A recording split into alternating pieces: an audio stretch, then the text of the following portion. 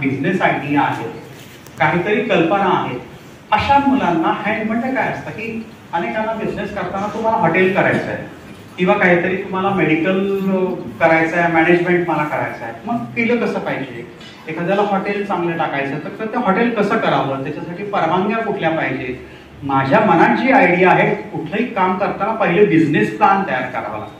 म्हणजे मला हॉटेल टाकायचं आहे तर त्याचा पहिले बिझनेस प्लॅन तयार करावा लागतो.